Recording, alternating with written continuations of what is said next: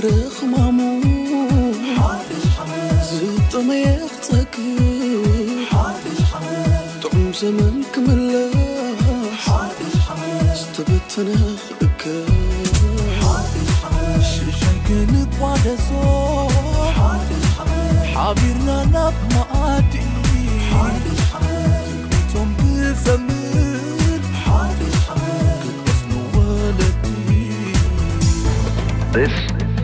is Face Diaspora, a platform for conversations on Eritrea. Your host, Russom Mesfun. Ladies and gentlemen, we're delighted to present Selina Semere, a student at the University of Las Vegas, Nevada, majoring in psychology and communication, and a minor in marriage and family. Salina works with the President of UNLV and his staff as a recruiter. Her primary responsibilities include attending scouting events in various states in America to convince high school and community college students to study at UNLV. Salina earned a full-ride scholarship and has been on the Dean's List for consecutive semesters by maintaining a 4.0 GPA. Good morning, Salina. How are you? I'm good. How are you? I'm very well. It was wonderful running into you in Las Vegas a few days ago, and I would actually like us to get started by you introducing to our community who you are. Okay. Well, my name is Selina Semere. I am a junior at the University of Nevada, Las Vegas. I'm double majoring in psychology and communication and looking to get a minor in marriage and family therapy. Wonderful, wonderful. So I had this seminar in Las Vegas, and I wanted to meet students, and I was actually pleasantly surprised because you're a college student. So why did you show up to this event in the first place? Well, my dad said it was going to be very beneficial, and he said that it was going to be informative, and we were going to learn new techniques and tactics that can better us in the future, and so that was something interesting. And I said, why not? Might as well go. I have nothing else to do. And did you get anything out of the seminar? I did. I mean, some things I kind of already knew, and I know you were focusing more on the middle school and high school students because I was the only college student there. But I was really happy to attend because I was able to inform the students that, yes, I am a college student, and yes, I work at the university. So they have me here if they need me because I do like to help people. And so it was very beneficial that I was able to kind of be their source. But I did also learn that, never say never and never say I hate something because that's very negative and you don't want negativity in your life. Fair enough. And so you were actually able to meet were you able to meet with the high school kids that I said you should meet? And did you have any conversations so far? Have you exchanged any information with these guys? Whatever happened afterwards? I exchanged my numbers with several of them. I also collected numbers from them. And I've already spoke to two of them. One's a middle school student and the other one's in high school. For the middle school student, he wanted to know, I'm an athlete, and I want to know how to do that in college. And so my freshman year, I ran track and field for UNLV. And so I told him the process is very hard, and it's very precise. So we're kind of working on the process of that now, just kind of letting him know what exactly he needs to do. And for the high school student, he's a senior, and he wants to know, I don't know what college I want to go to. I'm not sure what my major is. And so that's what we're doing with him. We're just kind of guiding him into what college would fit him best, and the same with his major. Which is consistent with what you do in your capacity as an employee of the University of Las Vegas, right? Correct. Could you share with us how you ended up there? Here you are, an Eritrean American lady. So could you actually tell us, were you born in Las Vegas? tell us how you and your family, and by the way, your sister also, an older sister showed up. She's a graduate student. So Yeah. how did you guys end up in Las Vegas? How did you end up? Where did you go to school? Tell us a little background about where you came from and all that stuff. Okay, so my parents, they came from Eritrea to Sudan, and they ended up in South Dakota. My older sister, Rita, was born in Sudan, and when they decided to come to the United States, they ended up in South Dakota, and that's where they had my other sister, Helen. After that, they decided to come to Las Vegas, and that's where I was conceived.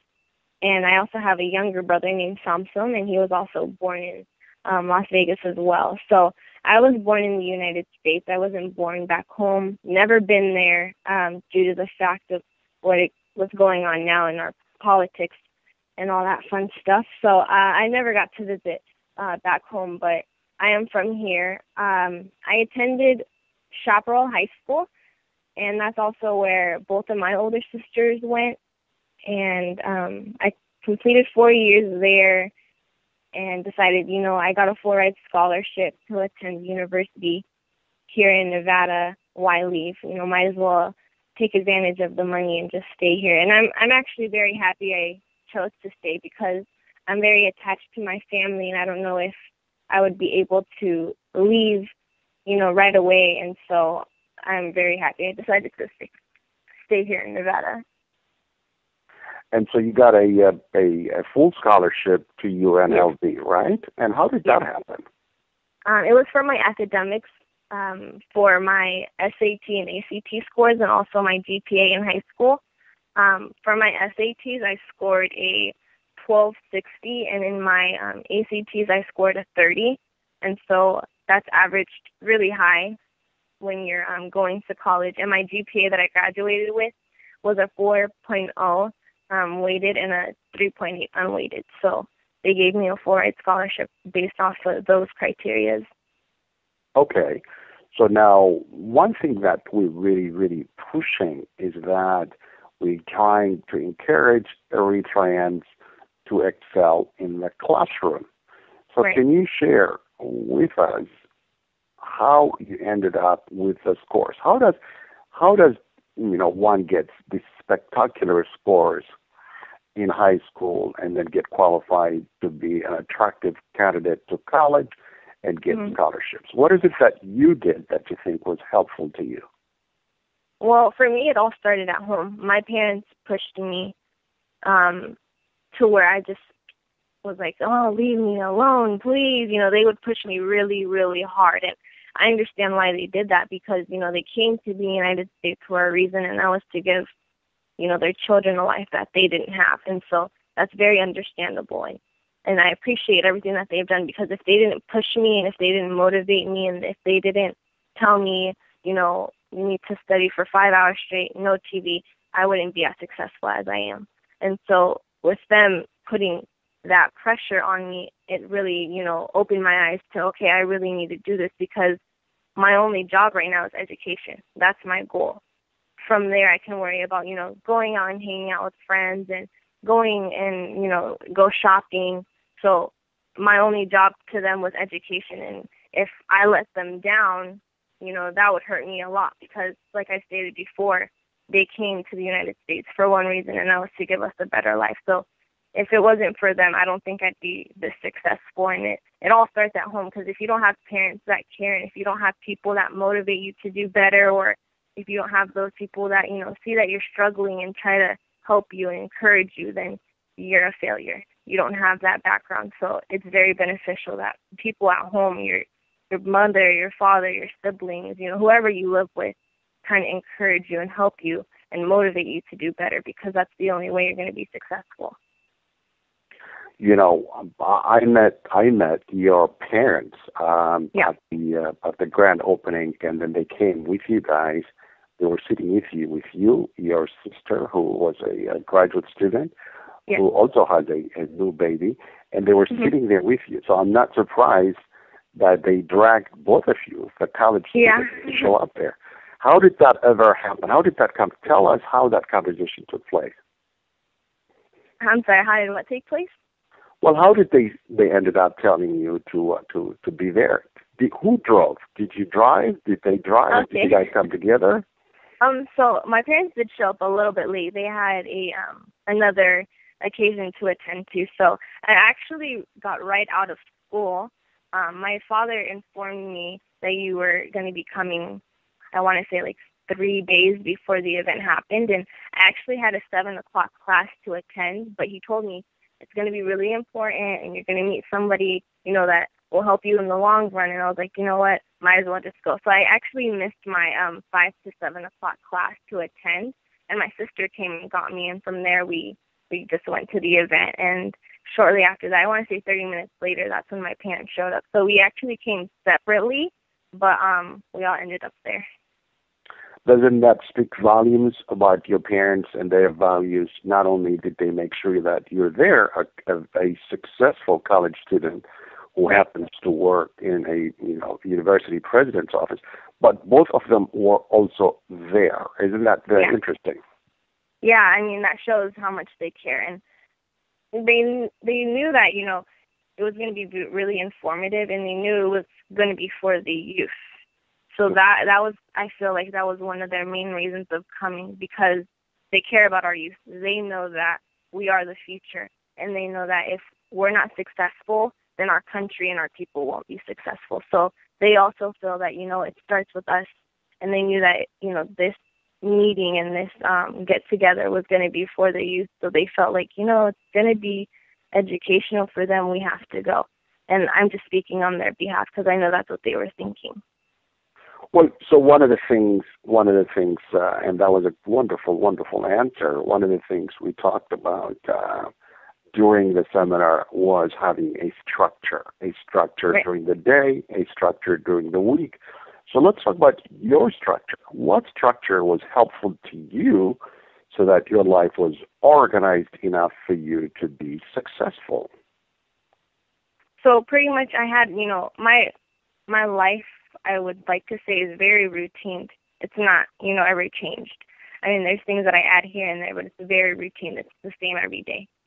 So for now, I would say I'd wake up around maybe 7:30, eat breakfast, wash my face, do everything that I have to do, all the maintenance in the morning.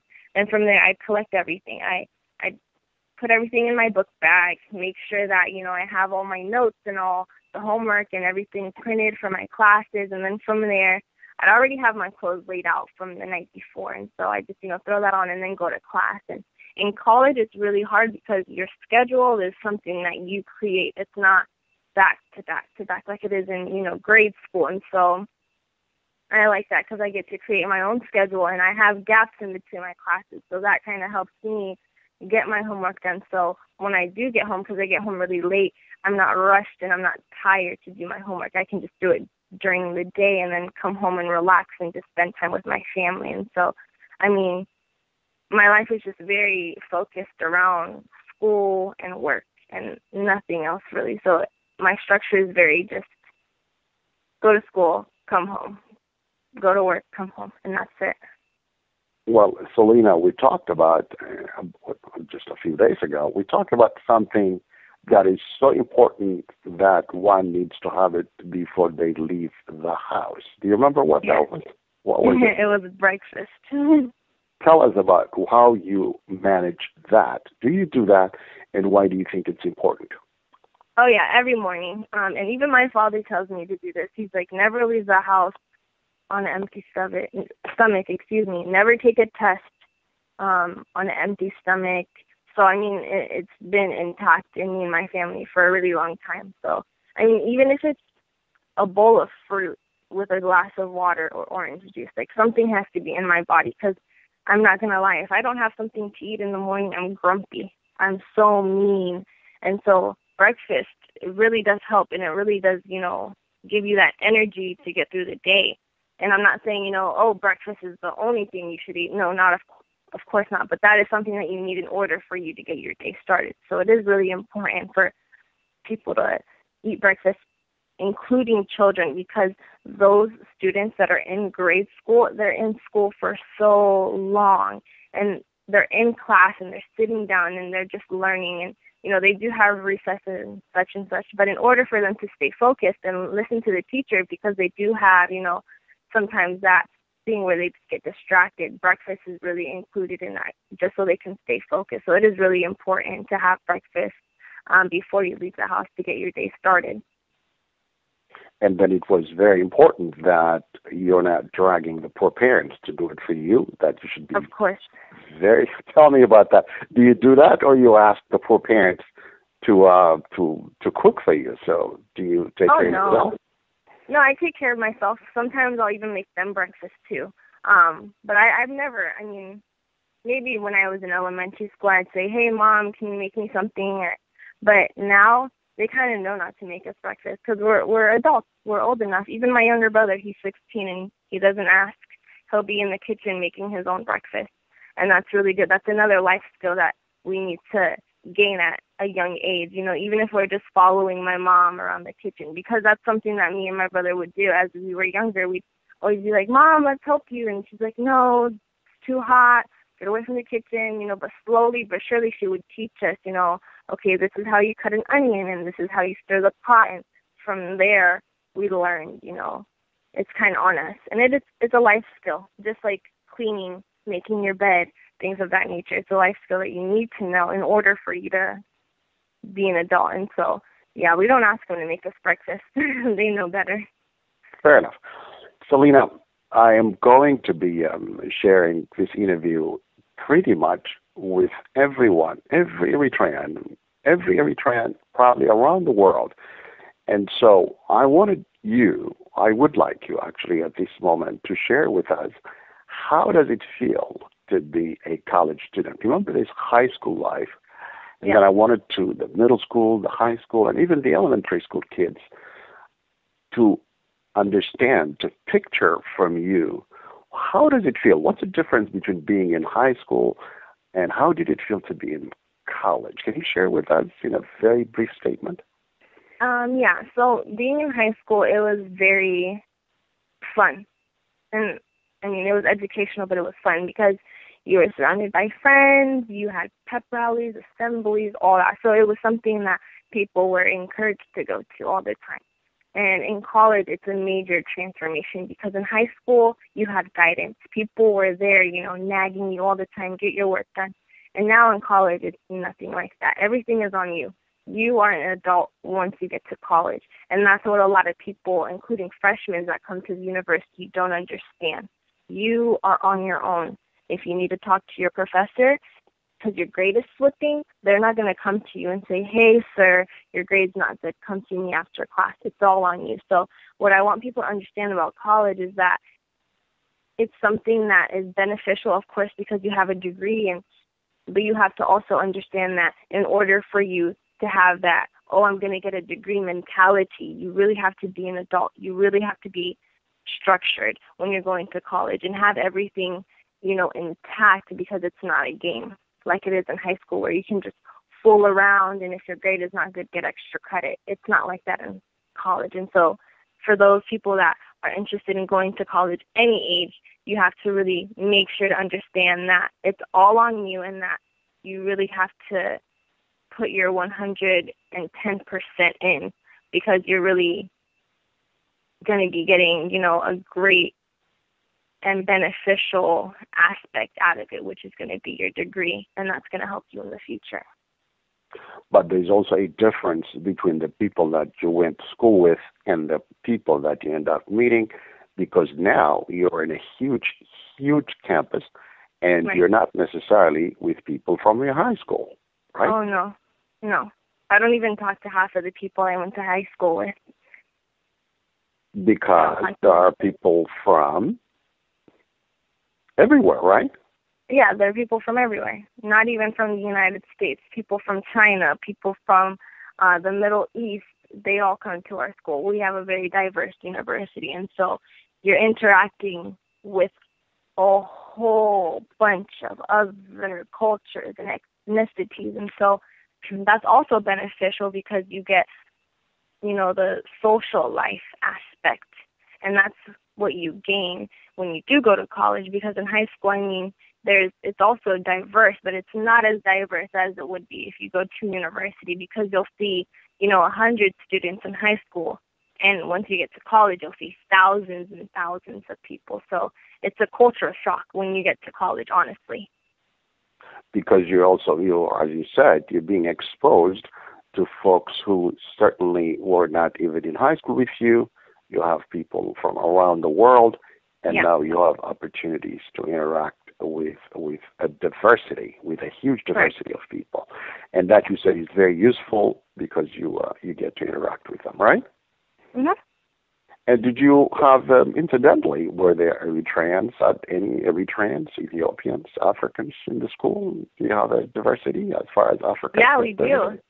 We have a lot of, we don't have a lot, but we do have a nice group of Eritreans. Also, we have some Ethiopians. And so we have a nice little group of us that attend the university. So that's very beneficial to have people of the same sense of you going to the same school, because you just have people that you have something in common with, and that's your culture.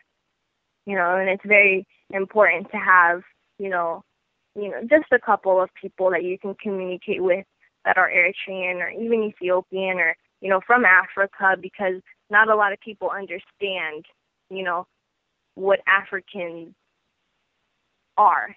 Some people just stereotype you off the bat. Oh, you're from Africa? Do you speak this language? And, oh, you're from Africa?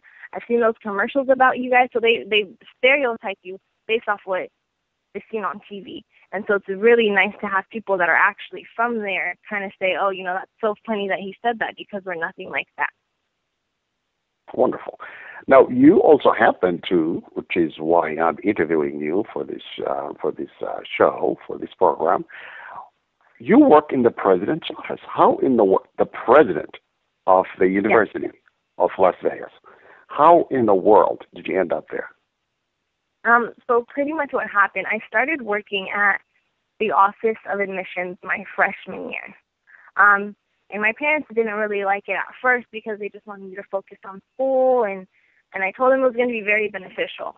And so when I started working at the admissions office, it was pretty much what I'm doing now, but a little more on the mediocre side. And what I mean by that is I was only dealing with high school students or students that were transferring from community college. I was also a tour guide of the university. That's why I'm so knowledgeable about it. We would also answer phone calls and answer emails and kind of help guests that are interested in the university, give them information about, what our university offers, what majors we have, and things of that nature. And so one day I was given a tour, and my tour is huge. I want to say I had about 20 people, and there was 12 students that were wanting to attend the university and their families. And so we were passing the university's presidential office, and I was kind of talking about it, and I stood right in front of it, and the president just kind of sneaked back behind me and was like, is she a good tour guide? And everybody was like, yeah, she's great, she's amazing. And, they were kind of giving me a good feedback to the president. And I was like, oh, wow, like, where'd he come from? I didn't even see him. And so, he asked me for my name, and I gave him my name. And then from there, I continued on with my tour. I had about 30 minutes left. And once I got back to the office, we give our tour guide participants these little papers, and they kind of fill out what I can improve in my tours, how I did, was it knowledgeable, things of that nature. And I get to my boss because she's calling me from, across the way, and I end up in her office, and I'm thinking I'm in trouble. And she ends up telling me, hey, did you see the president today? And I'm like, yeah, I did. He kind of stopped me in the middle of my tour, and he's like, well, he gave us great feedback, and he'd like to see you again. I'm like, see me again, like doing another tour? She's like, no, he wants to see you in his office. And so I go and meet with him, and he kind of just tells me, I heard you from across the way. You had great body action. You were very conductive. You're knowledgeable about the university, and I'd like you to work with me. And that's kind of how it all began, by a little tour. And I never thought in a million years I'd be working for the president of the university, but it happened, and I'm kind of gracious that it did happen. Well, I thought that Las Vegas had stories, but this will stand up as one of the best stories. Yeah, funny to remember. I am so proud. I'm so happy for you. This was accidental, and you were minding your own business, and then the president of the university notices you, right? Yeah. That is such a great story. And so you end up becoming a recruiter for the university. What is a recruiter? Please tell us. Okay, so a recruiter pretty much is somebody that represents the university and someone that recruits students to come to the university, kind of, I don't want to say sell the school, but kind of, give enough knowledge to where that student wants to attend. That is our job. We have a quota of how many students we have to attract to our university every year, and so that's our main goal. We have to reach that number of students, whether they're freshmen or transfer students. We have a quota of what we have to meet, and so we pretty much go to schools, we go on retreats, we go to California and just recruit those students and kind of tell them our school is beneficial to you because whatever the case might be. And so that is my job. I kind of gather students to come to our university and become a UNLV rebel pretty much. You know what, your father, I had a conversation with your father, and he was sharing a story. He actually shared a story with me about how you desperately wanted to recruit Habesha people, right? Yes. How did you do that? So that was actually when I was working at the Office of Admissions. We had something called telecounseling. Okay. It was on the computer, and we would kind of read it word for word. And it was a long list. We had about 15,000 students on there, and I'm not exaggerating this. And we'd have to make these phone calls and kind of say, hello, my name is so-and-so, and I work here at the Office of Admissions, and if you want more information about the university, please give us a call back. And it would show their names on there. And, I'm not slow, I'm not dumb. I can, when I spot an Eritrean or an Ethiopian or a Habesha name, I kind of know off the bat, oh, they're Habesha. So I look at these names, and I'm seeing Gather Michael and Tesfai. I'm like, oh, my gosh, they're Habesha. Let me call. The majority of them, they actually answered, and their parents actually answered. And when I said, hi, my name is Salina, they didn't think I was Habesha at all, because Salina is not that much of a Habesha name. So they just think I'm just an average Joe. And so once I get done talking to these students, I'm finishing my little spiel that's on the computer, I ask them, hi, are you Habesha?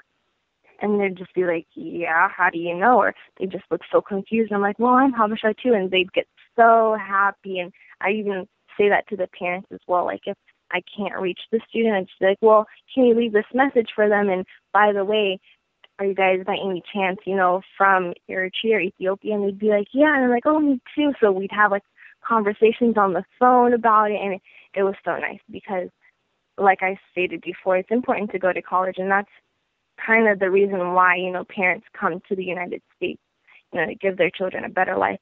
And that starts with education. And so I was so happy and thrilled to do that for my people.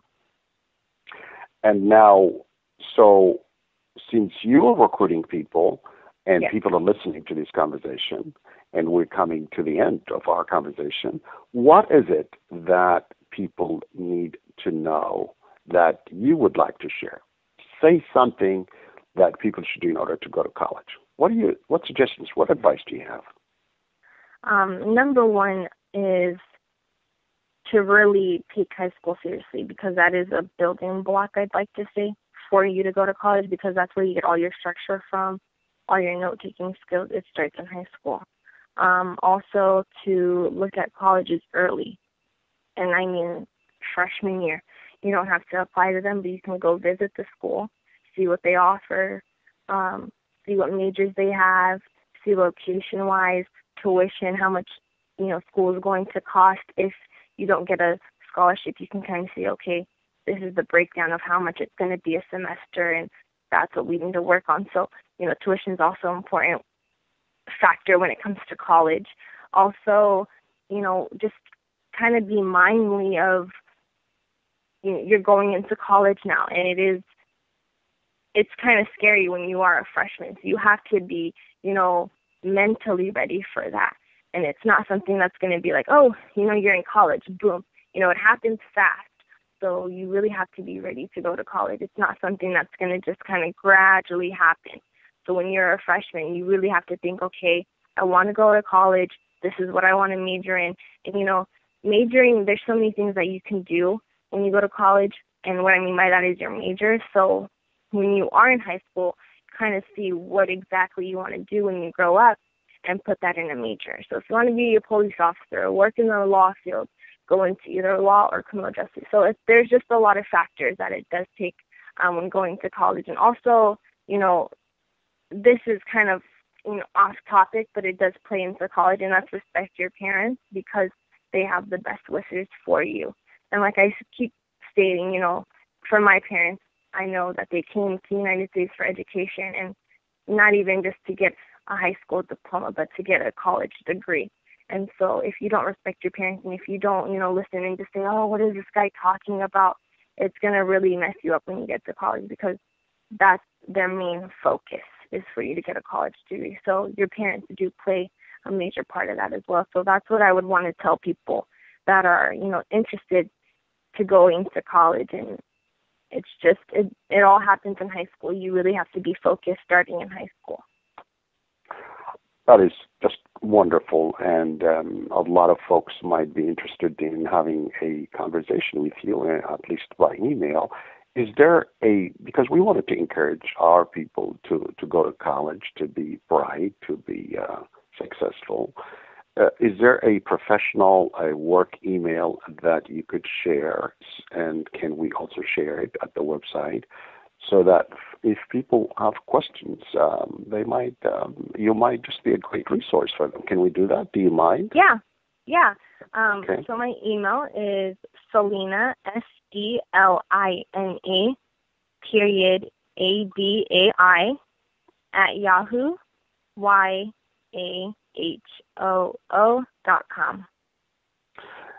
So go ahead. I need you to repeat that, and we will post it. Say that again very slowly, please. This is so important. Okay. SELINA,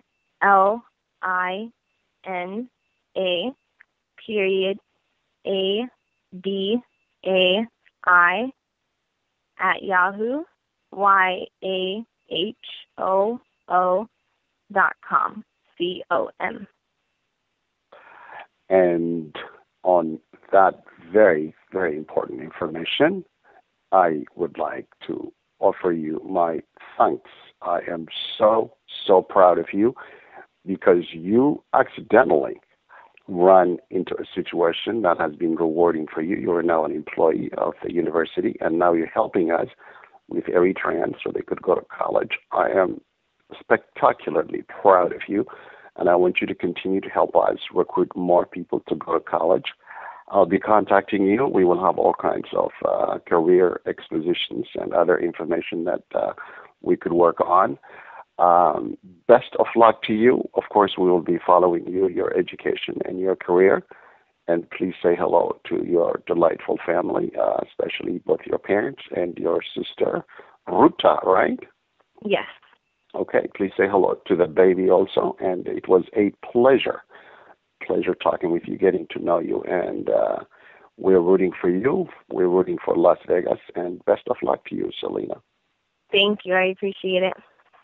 Thank you, and have a wonderful day. And we don't want to hold you up. You have classes to do and work to go to. Have a wonderful day, young lady. Thank you. Take care. Take care. Bye. Bye. Bye.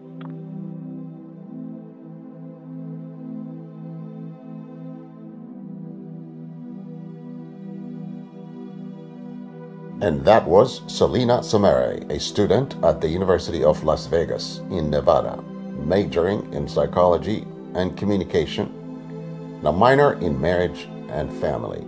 Salina works with the President of UNLV and his staff as a recruiter.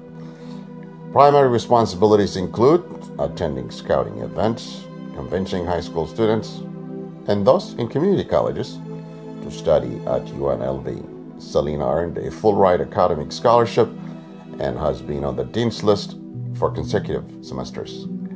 by earning a 4.0 GPA. Thank you for listening to our program. This is Russom Mesfun. Have a wonderful day.